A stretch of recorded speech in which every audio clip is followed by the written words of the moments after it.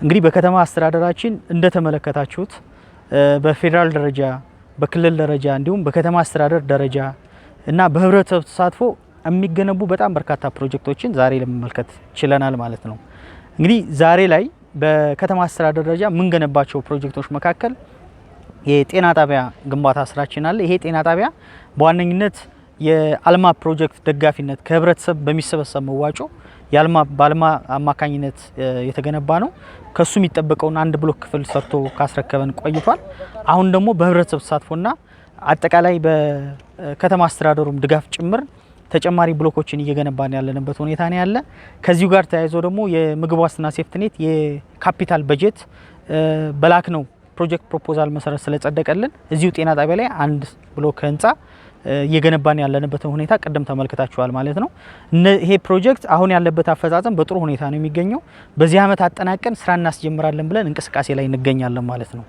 በሁለተኛ ደረጃ በዚሁ በከተማ አስተዳደር ደረጃ ከዚህ በፊትም አይታችኋል የህዝብ ተደጋጋሚ ጥያቄ የነበረው በህብረት ተሳትፎና በእኛ የሚሰራው አሁን እዚሁ የምንገኝበት የ900 ሜትር የአስፓልት ኮሪደር ልማት ስራችን ነው። ይሄ አስፓልት ኮሪደር ልማት ስራ ከአደባባይ ቀሀስ ትምህርት ቤት ድረስ 900 ሜትር ርዝመት ያለው ነው። በመንቆረር ኮንስትራክሽን ድርጅት ነው እየተገነባ ያለው። ወደ 219 ሚሊዮን ብር ውል ተይዞለት እየተከናወነ ያለ የግንባታ ስራ ነው። አሁን ባለው ሁኔታ በሰው ኃይል የሚገነባው የሳይድ ዲች ስራዎች ወደ ማጠናቀቅ ደረጃ ናቸው። ከዚህ በኋላ የሚቀረው የማሽን ስራ ነው። የቆረጣ ስራ የሚቆረጥበት አካባቢ ኦልሬዲ ተከናውኗል። እዚሁ ላይ የሙሌት ስራ ለመስራት ጠጠር የማምረት ስራ እየተሰራ ያለበት ሁኔታ ነው ያለ።